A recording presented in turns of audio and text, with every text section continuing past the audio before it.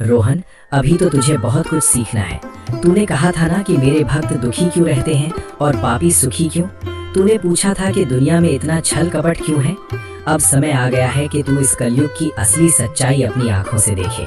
शहर की एक मध्यम वर्गीय कॉलोनी में सूरज निकल चुका था, लेकिन रोहन के घर में आज सवेरा नहीं बल्कि हड़कंप मचा था।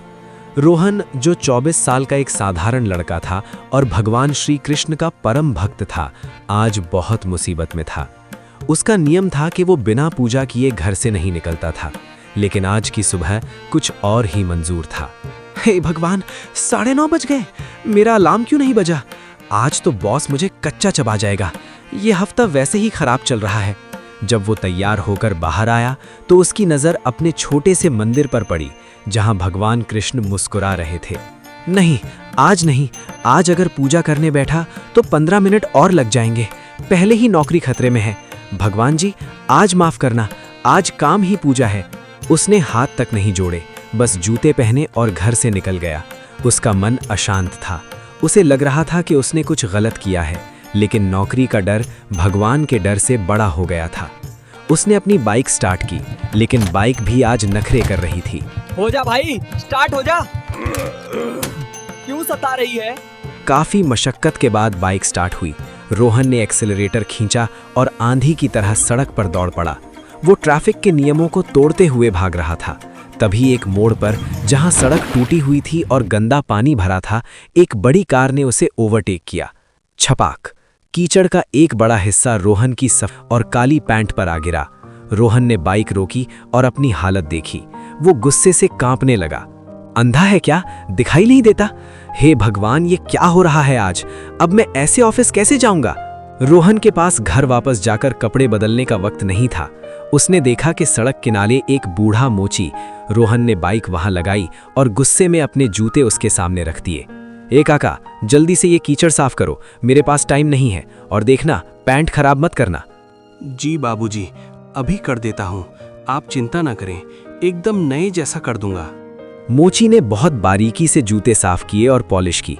जब काम हो गया तो रोहन ने पर्स निकाला। कितने हुए? बाबूजी, 20 रुपए। कीचड़ बहुत ज्यादा था। 20 रुपए? लूट मचा रखी है क्या? 10 रुपए लगते हैं। तुम लोग मौका देखकर बस लूटना जानते हो। ये लो 20 रुपए, और खबरदार जो आगे से ज्यादा मांगा। रोहन ने नोट फेंक कर दिया और बिना उस बूढ़े की तरफ देखे वहां से चला गया। उसे नहीं पता था कि उसका ये छोटा सा व्यवहार उसके कर्मों के खाते में लिखा जा चुका था। जब रोहन ऑफिस पहुंचा तो 11 बज चुके थे। वो केबिन में गया। आ गए नवाब साहब, घड़ी देखी है? ये कंपनी है, कोई धर्मशाला नहीं कि जब मन किया चले आए। और ये क्या हालत बना रखी है? सर, वो रास्ते में एक्सीडेंट होते होते बचा। कीचड़ गिर गया था, बाइक खराब हो गई थी। सर प्लीज आज माफ कर दीजिए। बहाने! मुझे सिर्फ काम से मतलब है रोहन। तुम्हारी वजह से आज क्लाइंट मीटिंग कैंसिल हो गई। कंपनी को लाखों का नुकसान हुआ है। You are fired. अपना हिसाब लो और अभी निकलो यहाँ से। Sir, fired? सर प्लीज, मेरे पापा रिटायर्ड है, घर की जिम्मेदारी मुझ पर है। सर प्लीज ऐसा मत कीजिए। बॉस ने एक नहीं सुनी। रोहन को सिक्योरिटी गार्ड ने बाहर निकाल दिया। जिस नौकरी के लिए उसने आज भगवान की पूजा छोड़ी थी, जिस नौकरी के लिए उसने मोची पर गुस्सा किया था, वो नौकरी पल भर में चली गई। तो जब वो घर पहुंचा तो उसने झूठ बोल दिया कि तबीयत ठीक नहीं है और जाकर अपने कमरे में गिर गया। अंधेरे कमरे में उसका सब्र टूट गया। क्यों भगवान? रोते हुए, आखिर क्यों? मैं तेरी इतनी पूजा करता हूँ, मैं कभी नशा नहीं करता, कभी किसी का बुरा नहीं करता, फिर आज मेरे साथ इतना बुरा क्यों हुआ? आज मेरा सबसे काला दिन क्यों था? क्या यही फल मिलता है भक्ति का? अगर तू है तो जवाब दे, वरना आज से तेरा मेरा रिश्ता खत्म। रोहन का विलाप सुनकर शायद पत्थरों का दिल भी पिघल जाता। वो रोते रोते वहीं फर्श पर सो गया। रात के लगभग 2 बजे उसके कमरे का माहौल बदलने लगा। हवा में चंदन की खुशबू फैल गई। एक दिव्य नीली रोशनी ने अंधेरे को चीर दिया। रोहन की नींद खुली। उसने देखा कि उसके सामने साक्षात भगवान श्री कृष्ण खड़े हैं। वही मोर मुकुट, वही पीतांबर। रोहन को लगा वो सपना देख रहा है, लेकिन ये हकीकत थी। प्रभु, आप नहीं, मेरा दिमाग खराब हो गया है। शांत हो जा रोहन, ये भ्रम नहीं है। जब भक्त सच्चे दिल से शिकायत भी करता है तो मुझे आना पड़ता है। आज तूने मुझे बहुत कोसा ना। प्रभु, मुझे माफ कर दीजिए, लेकिन मेरा दिल टूटा हुआ है। आप ही बताइए, आज मेरे साथ इतना अन्याय क्यों हुआ? अन्याय? जिसे तू अन्याय कह रहा है वो मेरी व्यवस्था थी। तू आज बहुत सारे सवालों में उलझा है। चल आज मैं तुझे अपने बुरे दिन की सच्चाई दिखाता हूँ। सबसे पहले ये बता, आज सुबह तूने पूजा क्यों नहीं की? प्रभु, लेट हो रहा था, नौकरी बचानी थी। सोचा अगर पूजा करूंगा तो देर हो जाएगी। यही तेरी भूल थी। तूने उस नौकरी को मुझसे बड़ा बना दिया। तूने सोचा कि तू मेरे बिना समय को जीत लेगा। क्या तू समय पर पहुंचा? नहीं, तूने मुझे छोड़ा तो समय ने तुझे छोड़ दिया। याद रख, जो इंसान ईश्वर को छोड़कर दुनिया के पीछे भागता है, दुनिया उसे ठोकर मार देती है, जैसे आज तुझे बॉस ने मारी। मेरी गलती थी प्रभु, लेकिन वो कीचड़ गिरना, वो मोची के पास रुकना, क्या वो भी जरूरी था? हाँ, वो सबसे ज्यादा जरूरी था। तुझे लगा कि तेरे कपड़े खराब हुए, तेरा समय बर्बाद हुआ, लेकिन अब देख उस घटना का दूसरा पहलू जो तेरी आंखों ने नहीं देखा। भगवान ने अपना हाथ घुमाया और रोहन को एक दृश्य दिखाया। वो उसी मोची यानी रामू काका की छोटी सी झोपड़ी थी। शाम का समय था। अरियो मुन्नी, देख मैं तेरे लिए क्या लाया हूँ। दादाजी, आज मेरा जन्मदिन है, आप मेरे लिए केक लाए? केक तो नहीं बेटा, लेकिन जलेबी और गुब्बारे लाया हूँ। आज सुबह से कोई ग्राहक नहीं आया था। मैं बहुत डर गया था कि आज तेरे जन्मदिन पर तुझे भूखा सुलाना पड़ेगा, लेकिन फिर वो बाबूजी रोहन आए। उनके जूतों में बहुत कीचड़ था। उन्होंने मुझे 20 रुपए दिए। देख, उन्हीं 20 रुपयों से ये जलेबी आई है। देखा रोहन, तेरे लिए वो 20 रुपए एक नुकसान थे। तूने उसे नोट फेंक कर मारा था, लेकिन मेरे लिए और उस मोची के लिए वो 20 रुपए उस बच्ची की मुस्कान थे। मैंने तेरी बाइक इसलिए बंद की, तुझ पर कीचड़ इसलिए गिरवाया ताकि तू उस मोची के पास रुके और उसकी बोहनी हो सके। जो होता है अच्छे के लिए होता है। प्रभु, मैं कितना अज्ञानी हूँ। मैं सिर्फ अपना स्वार्थ देख रहा था। मुझे माफ कर दीजिए। रोहन, अभी तो तुझे बहुत कुछ सीखना है। तूने कहा था ना कि मेरे भक्त दुखी क्यों रहते हैं और पापी सुखी क्यों?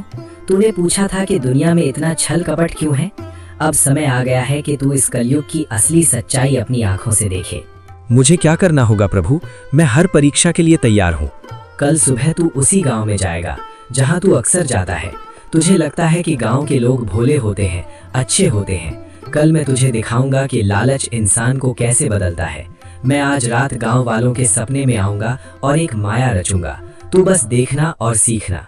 रोहन की आंखों से आंसू बह रहे थे, लेकिन अब वो दुख के नहीं बल्कि ज्ञान के आंसू थे। उसे समझ आ गया था कि उसका बुरा दिन दरअसल किसी और के अच्छे दिन का कारण था, लेकिन असली परीक्षा तो अब शुरू होने वाली थी। कल उसे पता चलने वाला था कि जब स्वार्थ बीच में आता है तो इंसानियत कैसे दम तोड़ देती है। अगली सुबह जब रोहन की आंख खुली तो उसके अंदर एक नई ऊर्जा थी। भगवान श्री कृष्ण के आदेशानुसार वो तैयार होकर उसी गांव की ओर निकल पड़ा। उसे लग रहा था कि शायद भगवान ने सच में गांव वालों का दिल बदल दिया होगा, लेकिन उसे ये नहीं पता था कि बीती रात भगवान ने गांव वालों के मन में लालच का बीज बो दिया था। पिछली रात गांव वालों का सपना। बीती रात गांव के हर व्यक्ति, चाहे वो कंजूस बनिया हो या घमंडी सरपंच, सबको एक ही सपना आया। सपने में एक दिव्य आवाज गूंजी, सुनो गांव वालों, अगर तुम अपने जीवन की सारी गरीबी मिटाना चाहते हो तो आने वाले 7 दिनों तक तुम्हारे गांव में जो भी अनजान या जरूरतमंद आए उसकी जी जान से सेवा करना, उसे खाना खिलाना, कपड़े देना। जो 7 दिन निस्वार्थ सेवा करेगा, 8वें दिन सुबह उसके घर के आंगन में सोने के सिक्कों से भरा कलश मिलेगा। सुबह होते ही पूरे गांव में कोहराम मच गया। रोहन गांव में दाखिल हुआ। उसने फटे पुराने कपड़े नहीं पहने थे, वो अपने साधारण रूप में ही था, लेकिन उसने एक जरूरतमंद की तरह व्यवहार किया। वो सबसे पहले कालू राम के घर गया, जो गांव का सबसे कंजूस आदमी था। काका, राम राम, मैं शहर से आया हूं। मेरी नौकरी चली गई है और मैं बहुत भूखा हूं। क्या थोड़ा पानी मिलेगा? रोहन को लगा था कि कालूराम उसे डांट देगा, लेकिन कालूराम की आंखों में रोहन नहीं बल्कि सोने का कलश दिख रहा था। अरे बेटा, तुम भूखे हो? भगवान का रूप हो तुम तो। सिर्फ पानी क्यों, मैं तुम्हें गरम गरम खाना खिलाऊंगा। अरे सुनती हो, जल्दी से थाली लगाओ, एक भूखा मुसाफिर आया है। काका, आप मुझे जानते भी नहीं और इतना प्यार? खीर? अरे बेटा, अतिथि देवो भवा, तुम पेट भर कर खाओ। और ये लो, ये मेरी तरफ से 100 रुपए भी रख लो, रास्ते में काम आएंगे। रोहन हैरान था। वो जिस भी घर गया वहां उसका स्वागत ऐसे हुआ जैसे वो कोई राजा हो। किसी ने उसे नए कपड़े दिए, किसी ने उसे अपने घर में सुलाया। गांव का सरपंच ठाकुर गजेंद्र सिंह, जो कभी किसी गरीब की तरफ देखता भी नहीं था, बेटा कोई भी तकलीफ हो तो सीधा हवेली आना, मेरा खजाना गरीबों के लिए ही तो है। ले ये 2000 रुपए रख ले मिठाई खाने के लिए।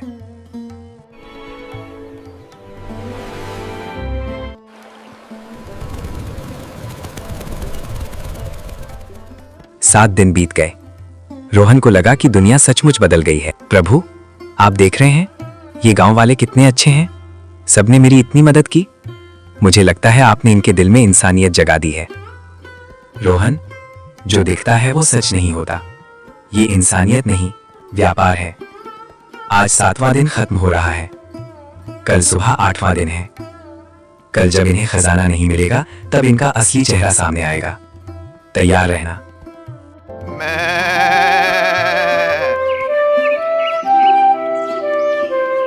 8वें दिन की सुबह हुई। गांव वाले मुर्गा बांग देने से पहले ही उठ गए। सबने अपने आंगन में कुदाल चलानी शुरू कर दी। हर कोई सोने के कलश का इंतजार कर रहा था, लेकिन दोपहर हो गई, शाम होने को आई। न सोना मिला न कलश। गांव वालों का सब्र टूटने लगा। उनका लालच अब गुस्से और नफरत में बदल गया। धोखा? हमारे साथ धोखा हुआ है। हमने 7 दिन तक उन भिखारियों को मुफ्त का राशन खिलाया और मिला क्या? बाबा जी का ठुल्लू। वो सपना झूठा था। गांव वाले आग बबूला हो रहे थे। ठीक उसी वक्त प्रभु के इशारे पर रोहन फिर से गांव में दाखिल हुआ। उसे नहीं पता था कि गांव वालों का मूड बदल चुका है। वो मुस्कुराते हुए कालूराम के पास गया। काका, राम राम। मैं वही हूं, आज फिर उधर से गुजर रहा था। बड़ी प्यास लगी है, क्या थोड़ा पानी? रोहन की बात पूरी भी नहीं हुई थी कि कालूराम ने पास पड़ा डंडा उठा लिया। पानी? तुझे पानी चाहिए? हरामखोर, 7 दिन से तुझे मुर्ग मुसल्लम खिला रहा हूं, सोचा था मेरा खजाना निकलेगा। तू तो पनौती निकला। निकल यहां से, अगर दोबारा दिखा तो टांगे तोड़ दूंगा तेरी। काका, परसों तो आप मुझे बेटा कह रहे थे। वो परसों था, आज तू सिर्फ एक बोझ है। भाग यहां से। रोहन जान बचाकर भागा। वो दूसरे घरों में गया, लेकिन हर जगह उसे धक्के मिले, गालियां मिली। सरपंच जी मेरी मदद कीजिए, गांव वाले मुझे मार रहे हैं, मुझे बस शहर जाने का किराया दे दीजिए। अबे ओ भिखारी, तेरी हिम्मत कैसे हुई दोबारा मेरी हवेली में घुसने की? उस दिन 2000 ले गया था ना, उसका हिसाब कौन देगा? मेरा सपना पूरा नहीं हुआ, मेरा नुकसान हो गया, और तू फिर आ गया भीख मांगने। लेकिन सरपंच जी, आपने कहा था कि गरीबों की सेवा आपका धर्म है। धर्म गया तेल लेने, वो एक स्कीम थी जो फेल हो गई। अब तू मेरे लिए कचरे से ज्यादा कुछ नहीं है। ए रामू, धक्के मारकर निकालो इसे बाहर, और अगर ये दोबारा दिखे तो कुत्ते छोड़ देना इसके पीछे। आप सही थे, ये दुनिया बहुत मतलबी है। जब तक इनका फायदा था मैं राजा था, फायदा खत्म तो मैं कचरा हो गया। क्या इंसानियत मर चुकी है? रोहन, निराश मत हो, इंसानियत अभी मरी नहीं है, बस वो महलों में नहीं मिलती। गांव के आखिरी छोर पर जा, वहां एक टूटी हुई झोपड़ी है। वहां जा और देख कि दान और व्यापार में क्या अंतर होता है। रोहन लड़खड़ाते कदमों से उस झोपड़ी के पास गया। वो झोपड़ी इतनी जर्जर थी कि एक फूंक में गिर जाए। वहां एक बूढ़ी अम्मा रहती थी और उनका एक छोटा सा था। उनके पास 7 दिन से कोई नहीं आया था, क्योंकि वो खुद दाने दाने को मोहताज थे। अम्मा, ओ अम्मा, मैं मुसाफिर हूं, बहुत भूख लगी है। सबने भगा दिया, क्या कुछ खाने को मिलेगा? उसने रोहन की हालत देखी, कीचड़ में सने कपड़े और भूखा चेहरा। उसकी आंखों में आंसू आ गए। हाय राम, मेरे बच्चे का क्या हाल हो गया है। आ बेटा, अंदर आ। देख, हम गरीब हैं, हमारे पास ज्यादा कुछ नहीं है, बस थोड़े से उबले चावल हैं जो मैंने अपने पोते के लिए रखे थे, लेकिन तू मेहमान है, तू खा ले। उसने महसूस किया कि सरपंच के 2000 रुपए इस मुट्ठी भर चावल के सामने मिट्टी हैं। देख रोहन, ये है कलयुग का सच। अमीरों के पास धन है पर दिल नहीं, और गरीबों के पास दिल है पर धन नहीं। इस अम्मा को मैंने कोई सपना नहीं दिखाया था, से खजाने का लालच नहीं था। प्रभु, लेकिन मेरे दोस्त, मेरे यार ऐसे नहीं हैं। हम एक दूसरे के लिए जान दे सकते हैं। हमने कसम खाई थी कि सुख दुख में साथ रहेंगे। क्या वो भी धोखेबाज निकलेंगे? दोस्ती कलयुग का सबसे ज्यादा इस्तेमाल होने वाला लेकिन सबसे कम निभाया जाने वाला रिश्ता। रोहन, तेरे वो अमीर दोस्त जिनके साथ तू महंगी गाड़ियों में घूमता है, आज उनकी असलियत देखने का समय है। फोन निकाल और अपने सबसे करीबी सबसे अमीर दोस्त विक्की को फोन कर।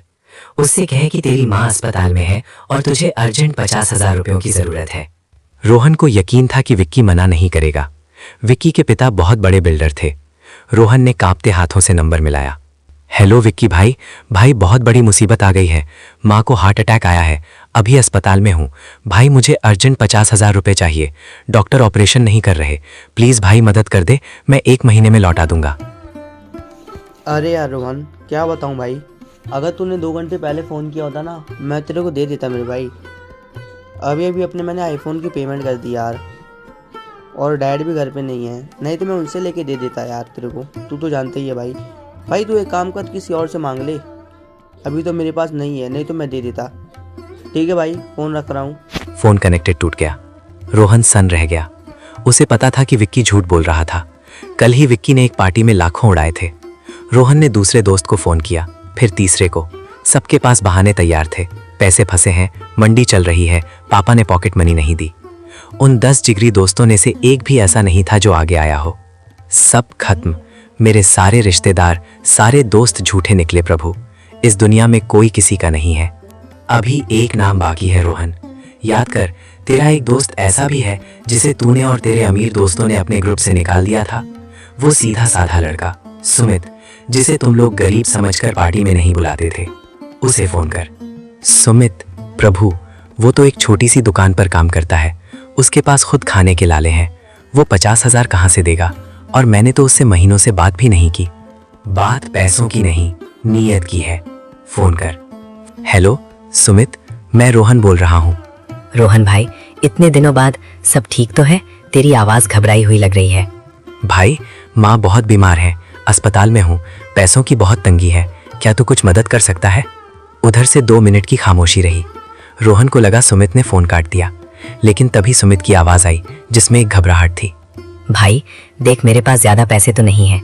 मेरी महीने की तनख्वाह और कुछ बचाए हुए पैसे मिलाकर कुल 4,000 रुपये घर पे रखे हैं। मैं जानता हूँ ये बहुत कम है, लेकिन शायद दवाइयों के काम आ जाए। तू बता तू कौन से अस्पताल में है, मैं अभी लेकर आता हूँ। और मैं अपना खून भी दे सकता हूँ अगर ज़रूरत हो तो। तू घबरा मत भाई, मैं आ रहा हूँ।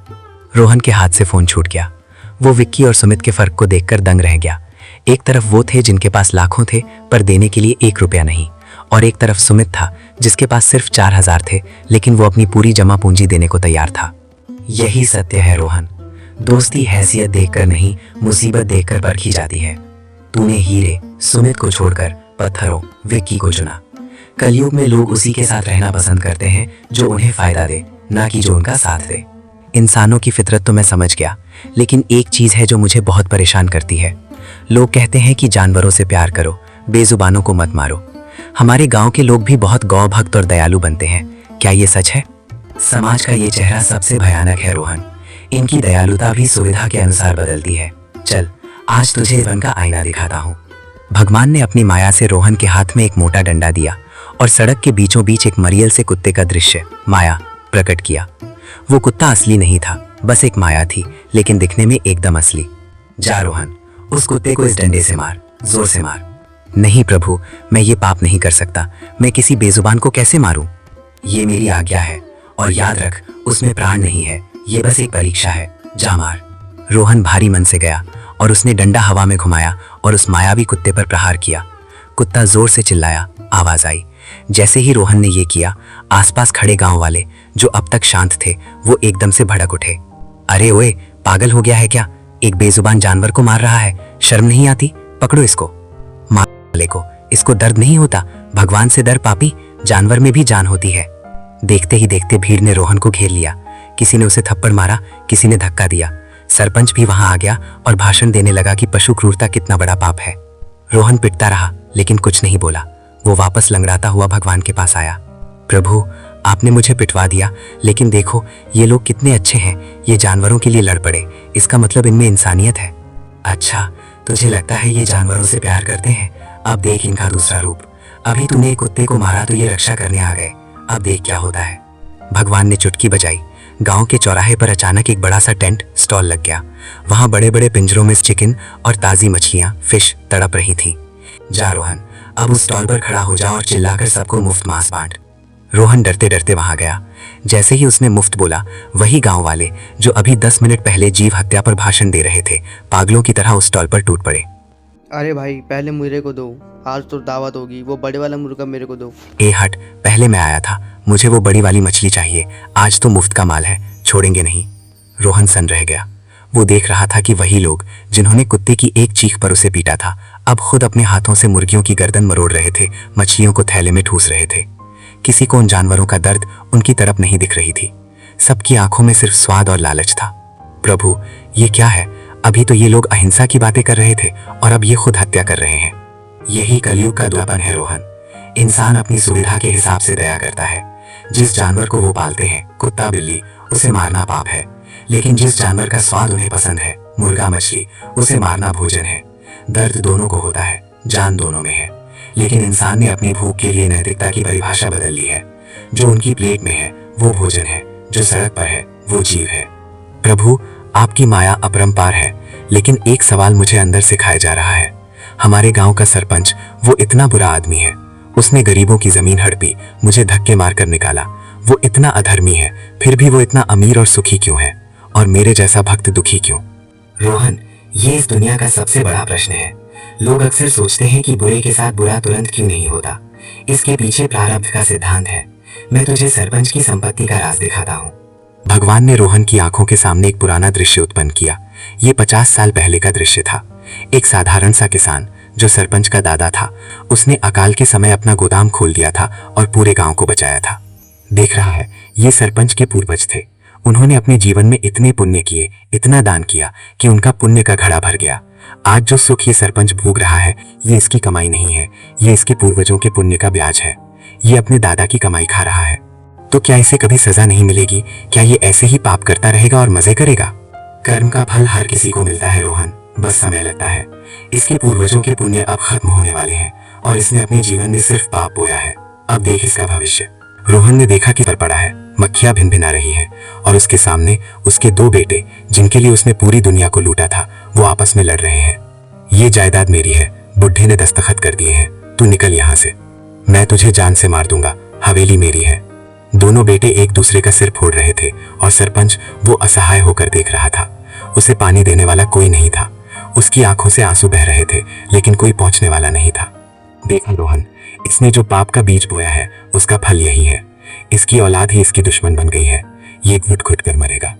कर्म का न्याय कभी गवाह नहीं मांगता, वो होकर रहता। रोहन, अब मैं तुझे समाज का वो चेहरा दिखाऊंगा जो सबसे ज्यादा डरावना है, कायरता और तमाशाबीन बनना।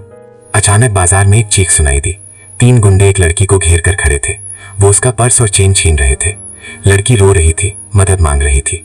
बचाओ, बचाओ। बाजार में 50 से ज्यादा लोग थे। हट्टे कट्टे नौजवान, दुकानदार, सब देख रहे थे, लेकिन कोई आगे नहीं बढ़ा। उल्टा कुछ लोग अपने फोन निकालकर वीडियो बनाने लगे।